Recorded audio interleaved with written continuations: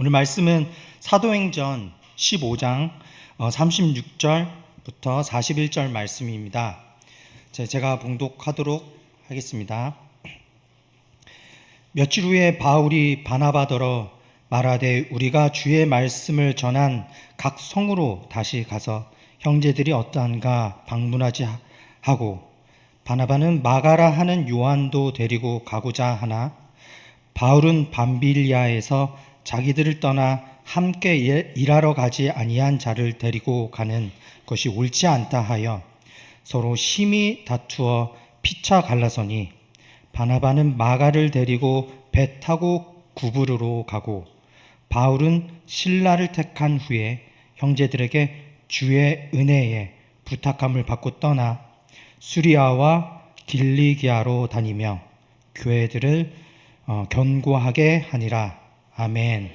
오늘 설교 제목은 하나님을 사랑하는 방법들이란 제목으로 말씀을 전해드리겠습니다.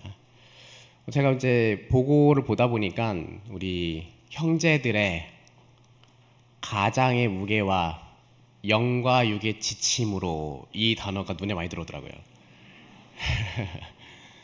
기도해 주십사 기도 제목을 삼으셨을 텐데 많이 수고하는 나이인데 또 돈 들어갈 때도 많고 돌봐야 될 사람이 자녀와 아내와 또 부모님 이렇게 양가, 그래서 여기저기 신경 쓸 나이가, 신경 쓸 때가 많은 나이인 것 같아요.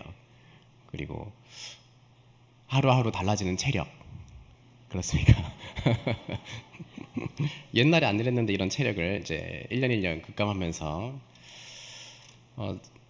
사회생활 하시면은 어떤 때는 굉장히 수월했다가 어떤 때는 굉장히 어려운 걸 여러분 모두가 다 경험해 보셨을 것 같아요.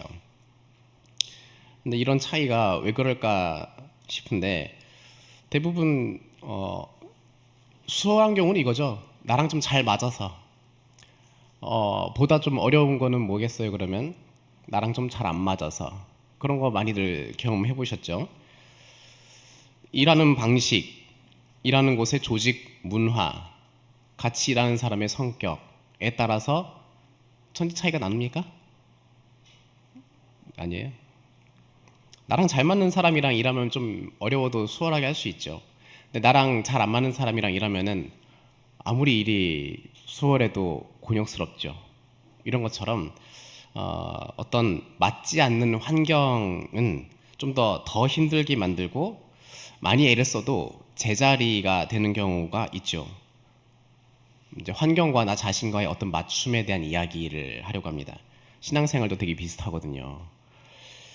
교회 우리 여러분 지금 여기에 주일마다 예배드리러 오실 때 여기에서 진행되는 모든 예배 순서는 거의 유사해요. 그리고 동일한 형태의 경건을 좀 제시하죠. 그리고 이 모든 것은 나쁜 건 아니죠. 하지만 이 형식이 나랑 안 맞을 때 이런 생각이 종종 들 수도 있는 거예요. 공예배가 지루해. 또는 무기력하고, 예배 마치고 집에 가는데 뭔가 마음에 가득 채워진 은혜로움은 없는데 그때 들었던 경건의 기준에는 난 못 미치니까 죄책감은 있고, 근데 아무 생각도 안 들기도 하고, 문제는 이게 계속 반복되다 보니까 아무 문제 없고 아무 생각 없고 무기력하고 죄책감 있는 건 그냥 자연스러운 거야. 뭐 늘 일어나지 뭐. 교회 갔다 오면 한 소리 듣는 거니까. 이럴 수도 있어요. 근데 이거는 잘하는 건 아닌데요. 이런 생각을 하면서 나는 원래 신앙생활이랑 잘 안 맞는가 봐. 예배는 원래 이런 거니까 라고 치부해 버릴 수도 있죠. 계속 자연스럽게 여기면은. 이른바 가나안 성도 중에 상당수는 믿음을 잃어버린 건 아니고 자신에게 맞지 않는 방법 안에서, 혹은 자신을 고려해주지 않는 어떤 방법에 대해서 적응을 하지 못한 데에서 비롯된 것이 아닌가 생각합니다. 오늘 읽은 말씀에 독특한 장면이 나오죠. 같은 목표를 가진 두 사람이 부딪히는 장면이 나와요. 두 사람은 바나바와 바울이거든요. 근데 이 두 사람이 예루살렘 공의회에서 함께 복음을 변호하고 또 이방인의 구원을 위해서 목숨도 아끼지 않는 동역자로서 서로 협력하는 사이예요. 근데 지금 우리가 읽은 본문에 이 두 사람이 두 번째로 선교 여행을 계획하면서 한 가지 문제가 생깁니다. 바나바가 마가라고도 하는 요한을 데리고 가자라고 제안을 해요. 37절에. 그러자 바울이 거절합니다. 그것은 옳지 않다. 38절에 이렇게 얘기합니다. 바울이 말한 옳지 않다라고 하는 말의 헬라어는요, 원래 원문상 이렇게 얘기하고 있어요. 그것은 가치 있게 여기는 것이 아니야 라고 하는 문장으로 쓰여 있습니다. 단순히 옳지 않아라고 하는 판단이 아니라 이렇게 말할 수 있죠. 그거는 그 사람은 그럴 자격이나 값어치가 없는 것이야, 이렇게 얘기를 했어요. 강한 어조예요. 마가 요한이라고 하는 사람은요, 1차 선교 여행 중에 밤빌리아에서 무단 이탈한 것으로 보여요. 지금 바울이 그걸 지적하고 있거든요. 근데 이렇게 해서 이 두 사람 바나바와 바울 사이의 이 두 갈등의 결과가 39절에서 이렇게 말하죠. 심히 다투었더라. 싸웠어요. 안 때렸던 것 같은데 싸웠어요. 심히 다투었더라. 다투었다라는 헬라어가 파록시스모스인데요. 이 단어에서 영어 발작, 파록시즘, 격발, 굉장히 이런 단어가 파생됐는데 굉장히 갑작스럽고 격렬하며 걷잡을 수 없는 충돌이 그 둘 사이에서 일어난 거예요. 영적인 동지였던 두 사람이 이렇게 강력하게 충돌하는 것은 마가 요한에 대한 의견 차이였어요.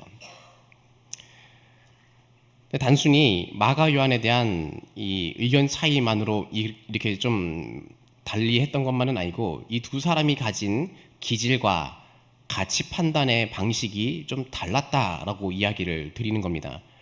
결국엔 어떻게 했냐면 바나바는 마가 요한을 데리고 떠났어요. 둘이 결별하고, 그리고 바울은 실라를 택해서 또 떠납니다. 그리고 우리가 읽은 41절에서는 두 사람 바울과 실라는 떠나서 주의 형제들이 어떠한가 살펴보자라고 했던 제안대로 살펴보러 떠납니다. 여러분, 이 두 사람의 이 충돌 가지고서 하나님을 사랑하는 것에는 여러 방법이 있다, 이걸 얘기를 하려고 그래요.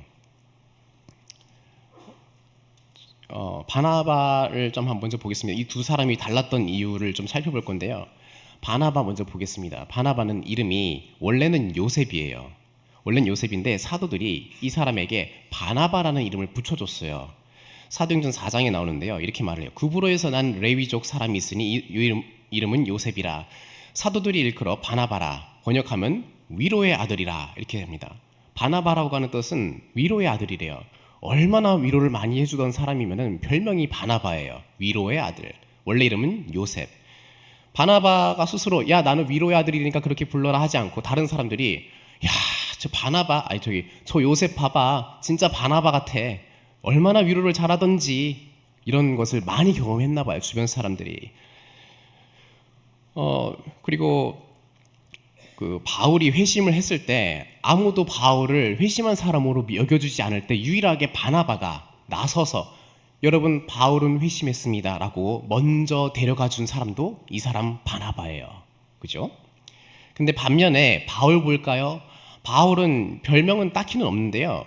이 사람의 행적을 보면은 기질과 성격을 조금 알 수는 있어요. 스데반이 돌에 맞아 죽는 그 현장에 바울은 팔짱 끼고 서 있었어요. 그 앞에 스데반이 옷을 맡아두고서 그 잔혹한 자리에서 그 죽는 것을 마땅히 여겼어요. 그리고 그리스도인들을 잡아들이기 위해서, 체포하기 위해서 머나먼 길 다메섹까지 여행하는 것을 감행할 정도로 열정적이었습니다. 자기는 빌립보서에 의하면은 자기는 율법을 지키는 데 있어서 흠이 없다라고 얘기할 만큼 지키고자 하는 것에 대해서는 매우 철두철미하게 지키는 성향의 사람이에요.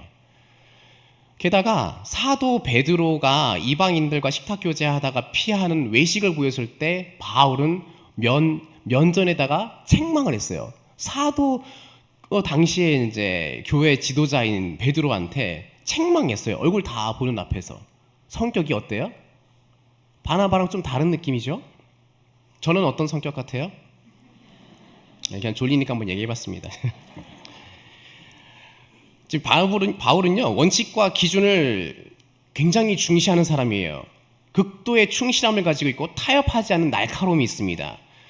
이 두 사람, 바울과 바나바는 같은 복음을 믿고 같은 목표, 복음화, 교회 건설을 생각하면서 선교를 감당하던 중에 마가 요한을 향해서는 결별했습니다. 그리고 다른 기질에 대한 이야기를 하고 있는 거예요. 바나바도 하나님 사랑하고 바울도 하나님 사랑하는데 왜 이리 달랐을까? 여러분, 이 세상 보면요, 사람들이 매우 다르죠. 우리 오륙남전도에 서로 다르시죠? 청년회도 넣어드려야 되는데 오륙남전도의 청년회 생김새, 언어, 기호, 그리고 지능의 방향, 감각, 인식, 신체적 능력, 아무도 똑같은 사람이 없어요. 여러분, 동물 관심이 좀 있으세요? 동물의 종류가 만약에 이 지구상에 한 1000가지만 됐으면 되게 좋았을 것 같은 생각도 드는데 1000가지를 훨씬 뛰어넘죠? 수백만 가지라고 하죠. 근데 왜 그렇게 많을까요? 이 모든 피조물은 하나님께서 지으셨는데 하나님이 피조물을 지으실 때 자기의 속성을 반영하는데 이토록 다양하고 많은 것은 하나님을 반영하는 속성이다라고 말씀드리겠습니다. 이 압도적인 다양성은 하나님께서 그 다양성을 좋아하신다. 다양성 안에서 찾아지는 분이 하나님이시기도 하다. 하나님 자신도 단일하게 계시지 않고 세 분으로 계시죠. 성부, 성자, 성령. 하나님은요, 다양하시고 풍성한 관계 안에서 피조 세계를 만들면서 자기의 그 일부 모습을 반영하였습니다. 그러면서 이렇게 질문을 해볼 수 있죠. 하나님을 만나고 사랑하는 방법은 단 하나뿐이겠냐 이거예요. 아니란 얘기입니다.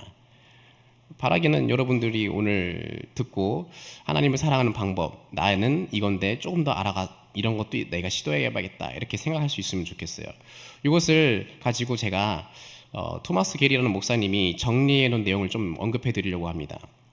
이 목사님께서는 자기가 연구해 보니까 사람의 성경과 교회 역사와 이런 여러 가지 형편을 살펴보니까 사람들마다 하나님과 친밀해지는 방식이 다르다는 것을 발견했어요. 그 사람이 그리고 9가지로 정리했어요. 이 9가지를 제가 읊어드릴 거예요. 그리고 이 9가지 중에 나는 어디에 속했나 이런 거 한번 들어보시겠어요? 첫 번째, 자연주의. 이 사람들은요, 아무리 예배당 안에 있어도 저 바깥에 들과 산으로 나갔을 때 가슴이 뻥 뚫리는 느낌 받아요. 그래서 그곳에서 그냥 가만히 있으면서도 자연스레 하나님 먼저 생각해버려요. 하나님을. 그리고 나무를 쳐다볼 때도, 그리고 별을 볼 때도, 지나가는 개미 한 마리도 관찰을 해가면서 하나님의 손길을 느끼는 사람들이에요. 설교를 들을 때보다 숲을 혼자 거닐 때 하나님과 긴밀한 교감을 이룬다거나 이런 것들을 좀 좋아하고 잘하는 사람들이에요. 이런 사람들은 큐티를 집 방 안에서 혼자 하면은 좀 집중 못 하는데 공원 벤치에 앉아서 성경 읽으면은 성공적인 느낌으로 뭔가가 잘한 느낌이 들고 말씀이 살아있다라고 느낄 수도 있어요. 이런 사람들에게는 등산이나 캠핑이 어쩌면 영적인 재충전의 시간이 될 수도 있어요. 예배 중에 창밖에 보이는 어떤 하늘과 나무만 봐도 그냥 문득 하나님이 생각하는 그런 사람들일 수 있습니다. 이런 경우에는 좀 주의할 점이 하나 있어요. 자연 자체를 숭배하거나 하나님보다 자연 체험에 집착할 위험이 있어요. 자연은 하나님을 만나는 통로지 목적지는 아니니까 주의할 점은 이 정도가 되고, 자연주의가 이렇습니다. 두 번째는요, 감각주의예요. 이런 사람들은요, 오감에 대한 민감함이 가지고 있어요. 그래서 교회에서 이루어지는 어떤 음악, 그리고 우리는 지금 스테인글라스 빛이 없는데 누런색이죠. 예, 누런색이네요. 저런 빛이 여기 불 껐을 때 저기서 들어오는 햇볕 때문에 감미로움을 경험한다거나 예배당에 들어왔을 때, 그리고 어떤 냄새, 향 이런 것들을 가지고서, 이런 모든 것을 가지고서 하나님을 향하여서 마음을 잘 쏟는 사람들이죠. 화려하고 격식이 있는 예배 분위기에서 예배를 잘 집중하지 못하고 어떤 조용히 또 자기의 눈이나 시각이나 후각을 사용할 수 있는 어떤 요소들을 보면서 감동을 받기도 하고, 그게 더 잘 기도가 된다는 사람들일 수 있습니다. 주의할 점은 감각적이나 아름다움 자체가 목적이 되거나 우상이 될 위험도 있죠. 아름다운 예배의 경험이 없으면 하나님이 없는 것처럼 여기는 실수도 할 수도 있습니다. 감각주의는 그래요. 또 세 번째, 전통주의. 전통주의는 지금 여기에요. 규칙적으로 예배드려요. 그리고 반복적으로 예배를 드려요. 근데 거기에서 안정감을 느끼는 사람은 전통주의 사람들. 오후 예배에 나오신 여러분들은 전통주의 사람들이에요. 오후 예배를 즐기는 사람들. 근데 오후 예배가 너무 힘들다, 빨리 끝나고 가고 싶다, 이런 사람들은 전통주의라 잘 안 맞는 사람들인 거예요. 근데 이 사람들은 주일마다 같은 순서로 드린 예배와 그리고 성찬식, 세례식, 그리고 절기, 이런 모든 것들이 살아있는 신앙의 어떤 모든 요소들을 잘 느껴요. 다 똑같이 한다, 맨날 똑같이 하네 라고 느끼지 않고 그 반복에서 많은 의미들을 깨닫는 사람들. 이런 사람들은요, 주일 예배 순서가 만약에 바뀌면 좀 불편해해요. 예배 집중을 잘 못해요.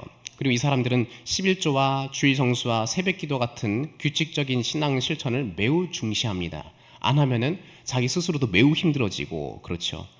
기도 수첩을 쓰거나 매일 같은 시간에 큐티하는 거, 리듬이 무너지면은 영적으로 공허해지기도 합니다.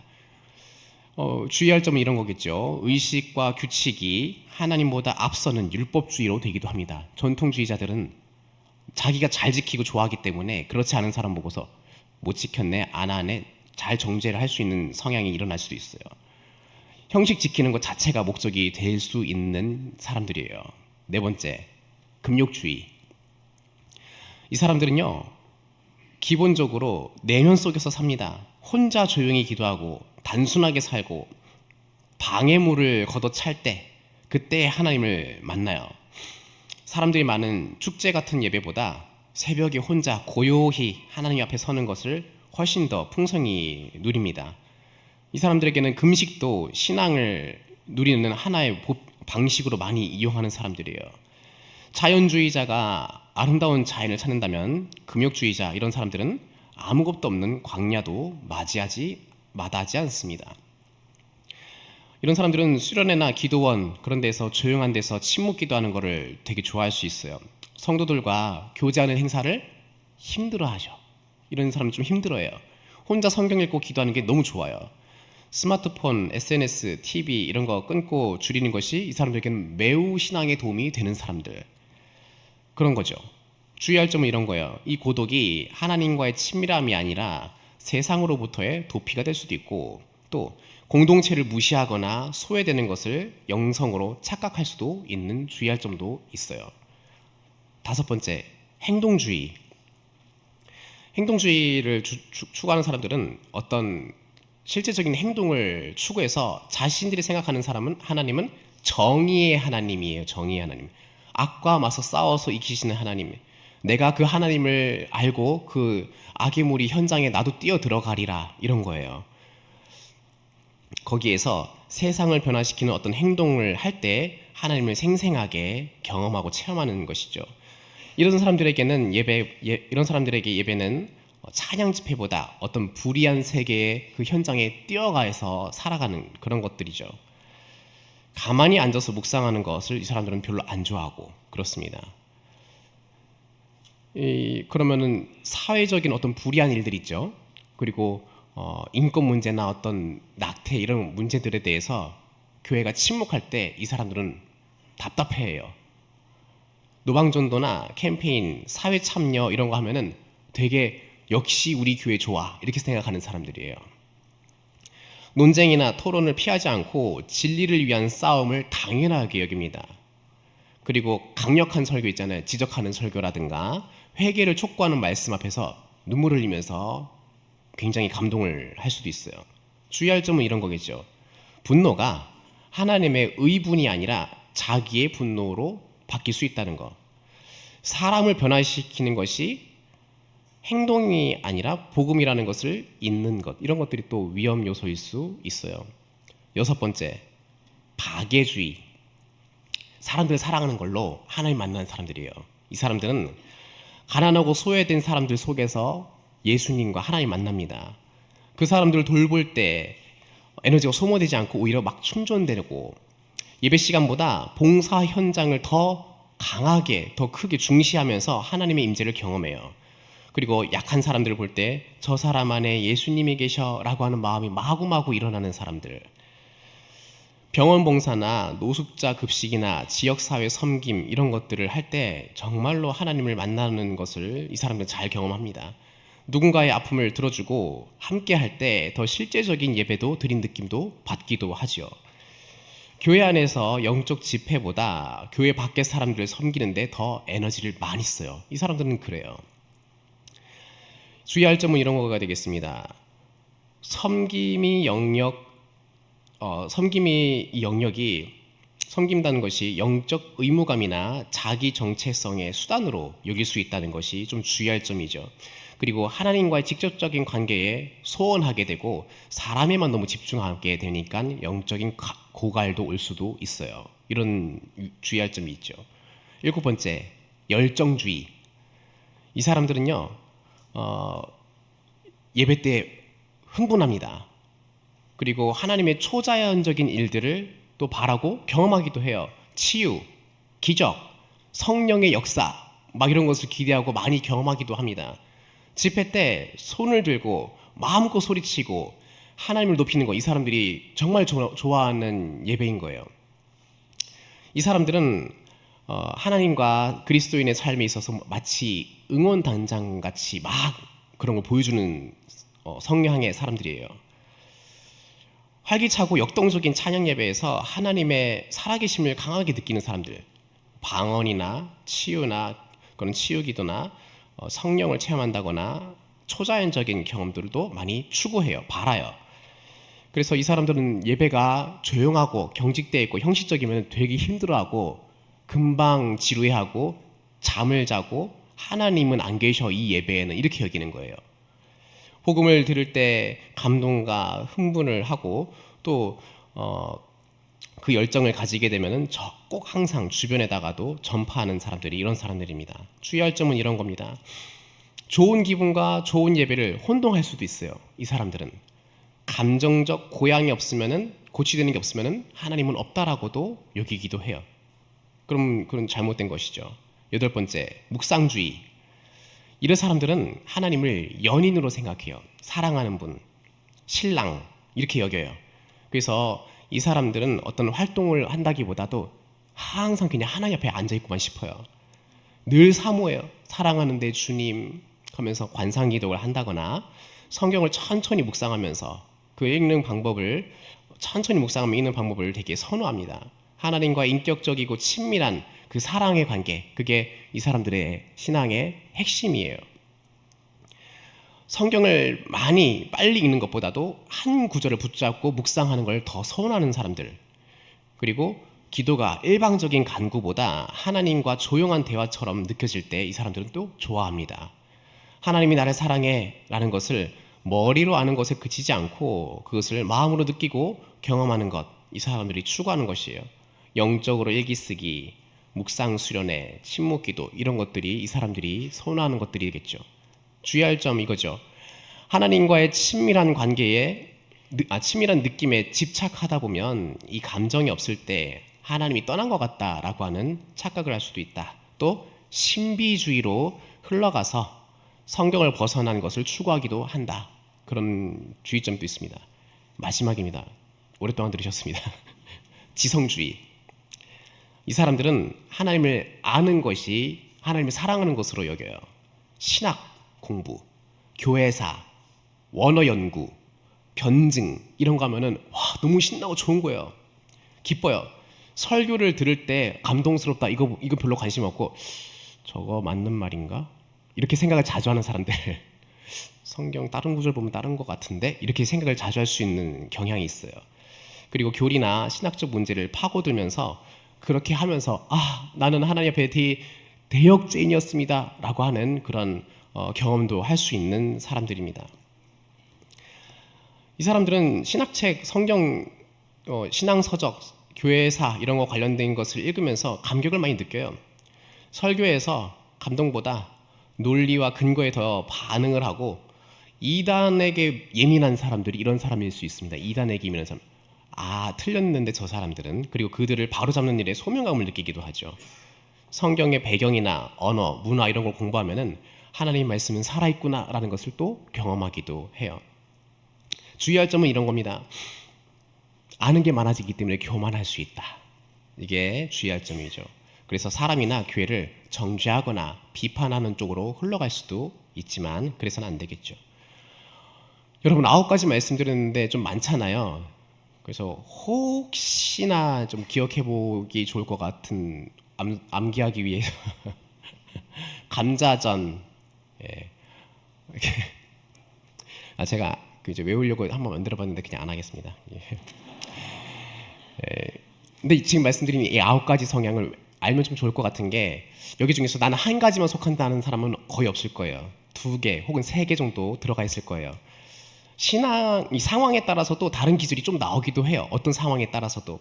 그리고 신앙이 연륜이 쌓이면서도 바뀌기도 해요. 이쪽으로 갔다가 확장되기도 하고 처음에는 열정주의였다가도 나중에는 묵상주의 혹은 지성주의 이렇게도 가는 경우도 흔하죠. 여러분, 구원의 길은 오직 예수 그분의 아버지신 하나님을 영접하는 그것 외에는 달리 없어요. 하지만은 하나님을 예배하고 사모하고 사랑하는 방식은 많다는 것을 말씀드립니다. 9가지 들었는데 여러분 이런 내용 앞에서 여러분들 이렇게 생각해 보시면 좋을 것 같아요. 나는 여기에 속한 사람이네 이렇게 인정하고 수용하는 것. 또 하나는 나는 저 기질이 나한테는 전혀 없는데 한번 시도해봐도 좋을 것 같아. 왜냐하면 저 기질이 내 환경에 많이 노출돼야 될 것 같은데 난 그때마다 하나님을 깊이 못 만나는 것 같거든. 그러면 한번 도전해볼 필요도 있겠죠. 성령님의 인도하심 따라서 새로운 방법으로 하나님을 만나는 걸 두려워하지 않을 수 있으면 좋겠어요. 다시 우리가 읽은 본문 잠깐 보면요. 바울과 바나바가 각자의 선택을 했는데 둘 다 옳았다라고 지금 말씀을 드리겠습니다. 왜냐하면 41절에서는 바울이 그렇게 결정한 것에 교회들을 굳게 하였다라고 기록하면서 바울이 마가 요한을 거부하고 데려간 것은 잘한 것처럼 여겨지거든요. 바울이 가진 이 엄격한 기준이 사역에 도움이 됐다는 거예요. 그러면 반대로 바나바는 틀렸을까요? 그렇지 않았을 것 같아요. 왜냐하면 그분은 위로의 아들이라는 별칭을 가지고 계셨는데 그 이름의 뜻대로 마가를 데리고 가서 뭘 했을까요? 위로하고 보듬어줬을 거예요. 근데 그 결과가 어땠는지 잘은 안 말해주지만은 추정할 수 있는 내용이 성경에 나와 있어요. 골로새서 4장 10절에는 이렇게 말을 하고 있거든요. 아리스다고와 바나바의 생질 마가와 이 마가에 대하여 너희가 명을 받았음에 그가 이르거든 영접하라 라고 하면서 바울이 쓴 편지 골로새서에서 자기가 거절했었던 마가 요한을 영접하라 라고 이야기를 해줍니다. 왜냐하면 이제 받을 만한 사람이다 인정을 하는 건데 지금 우리가 읽은 사도행전 15장은요 주후 49년 혹은 50년 정도의 시기인데요. 골로새서는 60년경에 쓰였어요. 약 10년 정도 이후에 쓰인 편지인데 그 사이에 바울이 마가 요한을 바라보는 시선이 좀 달라졌어요. 또 다른 구절도 이렇게 말합니다. 빌레몬서 1장 24절 또 나의 동역자들인 마가, 아리스다고, 데마, 누가가 문안하느니라. 여기서는 마가 보고 동역자라고 묘사해주고 있습니다. 디모데후서 4장 11절 마가를 데리고 오라. 그가 나의 일에 유익하니라. 디모데후서는 바울이 순교 직전에 쓴 편지로 알려져 있습니다. 시간이 지나니까 그때 격렬하게 걔는 그렇게 할 만한 가치 있는 자격이 있는 사람이 아니야. 값어치가 없어 라고 평가했던 그 사람을 향하여서 그는 나의 동역자다 이렇게 바꿔 말하고 있는 거예요. 그는 나의 일에 유익하다라고 여기고 있어요. 그렇게 편지 쓰는 거예요. 이렇게 된 배경에는 바나바가 그를 데리고 가서 빚어낸 10여 년의 시간이 있었겠죠. 그때 바울이 볼 때는 바나바의 선택이 틀려 보였지만 바나바가 가진 하나님을 사랑하는 관점에서 마가 요한을 품어줬고 마가 요한은 나중에 시간이 지나니까 좀 바울도 맞이할 만한 사람으로 유익한 사람으로 될 수 있었어요. 성령님께서는 선교 여행을 할 때에 이 불안함과 불만으로 하차한 마가 요한을 이 모든 과정 속에서 보듬으셨던 것으로 보입니다. 나아가서 이 마가는요 바나바의 기질을 경험했고 바울의 기질도 경험하여서 훗날 이 다양한 사람들을 섬기러 오신 예수님이라는 관점, 그분은 모든 인류를 섬기러 오신 종과 같은 모습으로 오셨어요 라는 관점으로 마가복음을 쓴 사람이 되었죠. 마가복음의 관점은 사람을 종으로서 섬기러 오신 주님이라는 관점으로 썼거든요. 그 마가 요한이 썼어요. 앞서 제가 언급한 9가지 기질을 보시면은 이 중에 2-3가지 혹은 많으면 5가지도 포함될 수 있을 거예요. 저도 세아려 봤더니 제가 제 자신을 세아려 봤더니 여러분 저는 어느 기질에 속할 것 같아요? 하나만 얘기해 보시겠어요? 지성이요? 지성합니다. 네. 맞아요. 저도 지성이 든 것 같아요. 근데 저는 자연도 포함이 되어 있는데요. 좋아해요. 근데 여러분들, 한 사람이 뭐 지금 9개 얘기했는데 9가지 다 가질 수 있을까요? 있으리라 생각해요. 다윗 보면요. 많은 형편의 다양한 영역에서 하나님을 예배하고 만날 수 있는 그런 삶을 살았어요. 여러분 다윗 어때요? 전쟁에서 싸움 제일 잘하는 장군이었어요. 나왔다면 승리하는 사람 장군이었어요. 용맹했겠죠. 근데 시인이기도 했고 음악가이기도 했어요. 시편 얼마나 많이 썼습니까? 그리고 이 사람 정치인이었어요. 어떻게 정치해야 되는지 그리고 서로 살펴야 되는 사람이었고 예배자였고 회개하는 사람이었습니다. 자기가 처한 분야마다 하나님을 기어코 만나는 이 다윗 보십시오. 이 사람은 처음부터 이 모든 자리에서 하나님 만날 수 있었던 것은 아니었을 거예요. 자기에게 놓인 상황이 갔을 때마다 그때마다 위기 때마다 실패할 때마다 새로운 방법을 맞이했고 수용하고 훈련했어요. 그리고서 이 모든 자리 안에서 영적인 발육이 일어난 거예요. 영적 발육. 저는 이제 이 다양한 모습이 일어날 수 있다 하면서 저도 자연주의도 저희가 속한다 생각하는데 여러분 저는 이제 한빛교회 와서 제가 이전에는 별로 갖지 않았던 기질이었는데요. 자연주의에서도 생긴 것 같더라고요.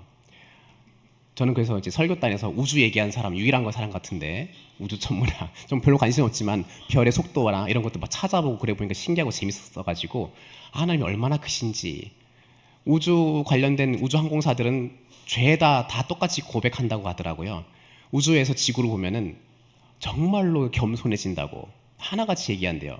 가보면 다르니까 지구가 저 위에서 보면 굉장히 달라 보이니까 모든 일들이 다 작아 보이기 시작하니까 그렇다고 하더라고요.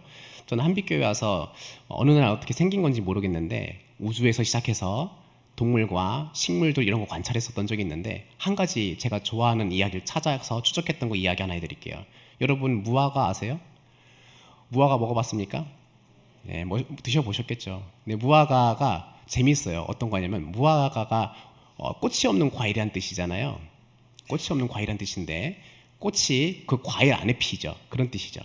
과일 안에 피어서 나중에 그 자체가 열매가 되죠.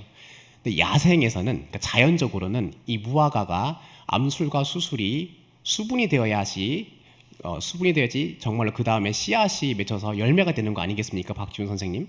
맞습니다. 예, 맞습니다. 그렇게 돼야 되는데 무화과는 꽃이 없기 때문에 과일 이 안에 수술과 암술이 있기 때문에 이 암술과 수술이 서로 부딪혀야 이제 그 수분이 된단 말이에요.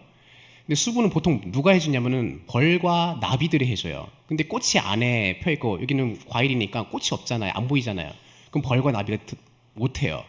근데 지구상에 단 한 가지 곤충만이 수분을 시켜준대요. 그 곤충의 이름은 무화과 말벌이에요. 무화과 말벌만이 이 곤충, 이 무화과 열매 같은 여기 안에 혼자 쏙 들어가면서 들어갈 때 날개 뜯어지고 들어가서 돌아다니다가 죽고 이런 식으로 해서 수분이 되고 열매가 되게 한답니다. 그래서 무화과 가끔 잘라보면 개미 같은 게 있는데 그게 말벌이라고 합니다. 만약에 무화과 말벌이 이 지구상에 없으면 무화과는 있을 필요도 없었던 애였겠죠? 피조물 세계마저도 얘 아니면 내 생존이 불가능해 라고 하는 것이 어찌 식물과 곤충에 이런 관계가 맺어질 수 있겠어요? 무화과가 진화 속에서 무화과 말벌을 선택해서 그와 같이 했겠으며 무화과 말벌이 무화과를 보고서 자기는 그렇게 살아가리라 했겠습니까? 자연세계 안에서 이런 걸 하나님은 얘와 얘를 교묘하게 그리고 아주 긴밀하게 그러한 생존의 관계로 연결해 주셔서 서로 살아갈 수 있게 해주신 일들이 즐비하게 많더라고요. 그 밖에 저는 되게 흥미롭게 본 것들이 많이 있는데 그런 것 안에서 즐거웠었습니다. 또 하나만 얘기해 볼게요. 오늘 하루하루 출근하는 게 재미가 없다라고 생각하던 아침 출근길이었는데요. 그때 마침 새 한 마리가 째재잭 하고 울었어요. 그때 그 새소리가 하나에 한 1, 2초밖에 울리지 않은 새소리를 듣고 나서 인생은 저게 즐거운 거였지 이런 생각이 들었어요.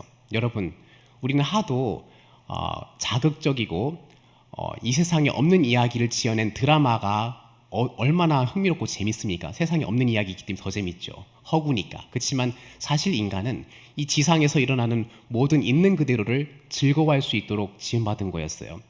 야, 뭐 재밌는 얘기 없어? 없어요. 원래 새소리가 즐거운 거였어요. 꽃향기가 원래 즐거운 거였고요. 우리 모든 음식들이 상당히 달죠. 달지 않으면 이제 맛이 없다 그러죠. 원래 인생은 맛없는 거 먹는 게 인생이었습니다. 근데 하도 가짜와 같이 인위적으로 맛을 만들어 놨기 때문에 더 자극적인 것만 요구해주는 그런 상태까지 됐어요. 저는 자연주의가 개발된 것 같아요. 그러면서 물론 지성주의도 있는 것 같고요. 그리고 아까 감자전 잠깐 얘기했는데 감자전이 박행금 씨가 감자전 좋아한다고 감정 자연 뭐 이렇게 해가지고 제가 만들어봤는데 그냥 넘어가겠습니다. 지금 다윗 얘기했었는데요. 여러분 다윗의 이 모습에 여러 가지로 기질이 개발됐다, 영적인 발육이 일어났다 얘기했잖아요. 예수님도 이미 말씀하신 바 있어요. 이렇게 얘기했습니다. 너는 마음을 다하고 뜻을 다하고 힘을 다하여 주 너의 하나님을 사랑하라. 야, 하나님 사랑해 라고 말할 때 그냥 사랑해 말하면 되지. 정말 끈질기게 사랑해 라고 얘기해도 되지만 이렇게 얘기했어요. 마음도 다하고 뜻도 다하고 힘도 다해서 사랑해라이 이렇게 얘기했습니다. 마음은 의지, 감정, 내면의 모든 것을 말하고 뜻은 몸과 전체, 삶 전체, 우리 목숨까지도 포함됩니다. 힘은 매우 풍성이라고 하는 원래 원어의 뜻인데 소유, 능력의 모든 것을 총동원하라는 뜻이에요. 한 가지 통로만으로 하나님 사랑한다는 생각은 포기하십시오. 의지로, 존재로, 가진 모든 것으로 이런 순간은 이렇게, 저런 순간은 저렇게 하나님을 사랑하는 방법들을 넓혀가는 것이 온전한 그리스도인의 모습입니다. 온전한 그리스도인은 이 9가지 영성을 다양하게 소유한 사람일 수 있겠고 그 모습은 아마도 예수님이 그 완전한 모습을 다 갖추었을 것 같아요. 우리 5, 6 남전도의 청년회 여러분 책임도 많고 버겁고 시간도 부족하고 하나님 사랑하는 것은 성장하는 것 같지는 않고 근데 제가 전해드린 이 말씀 속에서 우리 하나님은 여러분들이 처한 상황을 모르는 분이 아니십니다. 버겁고 힘들고 책임감이 크며 내쫓기고 있는 그와 같은 삶을 모르는 분이 아니세요. 하나님 만나기에는 하나님을 사랑하기에는 하나님을 높이기에는 나의 삶과 환경이 허락해주지 않아요 라고 말을 하기 전에 그 말을 하지 마시고 이 자리도 하나님이 아신다 생각하시면서 어떤 상황 속에서도 하나님은 나를 아시니 이 상황 안에서도 하나님을 사랑하는 방법을 만들어가 보자 해보십시오. 10분의 산책으로도 개발해 보시고 운전하는 차 안에서도 개발해 보시고 집안일을 하는 중에서도 개발을 해보시고 혹은 이른 새벽에 일어나서 침묵 속에서도 할 줄 알아봤으면 좋겠어요. 그래서 오히려 그 자리에서 하나님을 사랑하는 것, 하나님을 예배하는 방법들을 훈련해가고 만들어가 보면 좋겠어요. 왜냐하면 신앙생활은 데이트가 아니거든요. 신앙생활은 결혼생활입니다. 데이트는 좋은 날, 좋은 장소, 좋은 컨디션을 골라서 하죠. 하지만 결혼은 어때요? 아파도, 지쳐도, 짜증나도, 의욕 없어도 함께하는 것 맞지요? 하나님과의 관계는 데이트가 아니라 결혼이에요. 좋은 날에만 아름답게 예배드리는 게 아니라 모든 자리에서 하나님을 사랑하는 방법을 하나씩 더 배워가는 것 우리에게 요구한다 생각합니다. 그것이 온전한 그리스도인의 삶의 모습입니다. 자신이 속한 어떤 기질도 잘 알아가십시오. 나는 거기에 속했구나 알아가십시오. 그리고 내가 제일 거리가 먼 어색한 기질의 색깔도 한번 관심을 가져보십시오. 그리고 이 모든 것은 사실 성령님께서 만들어 가주실 거예요. 그분의 인도하심을 따라 하나씩 넓혀가 보십시오. 지금 여러분들은 40대, 50대도 계신가요? 50대 계세요? 나이가 이렇게 들어가면서 그런 기질들이 자꾸 하나하나 개발된다면은 야 그건 하나님 예배하는 것도 아니고 하나님 사랑하는 것도 아니야 라고 말하기 전에 이해할 수 있는 폭은 넓어질 것이며 소위 말하는 교회의 어른이 되어져 갈 수 있겠죠. 후진들과 자녀들과 후배들에게 보여줄 수 있고 말해줄 수 있는, 이해해줄 수 있는 그 폭이 넓어지는 길이겠죠. 그러면 진짜 교회 헐이 되는 것이겠죠. 그렇게 우리 56남전도의 청년회가 이와 같은 마음으로 하나님을 사랑하는 방법이 하나뿐인 사람이 아니라 더 많은 방법의 가지를 만들어가서 더 많은 자리에서 하나님을 만나는 그런 사람으로 모두 발육되어지고 자라날 수 있기를 바랍니다.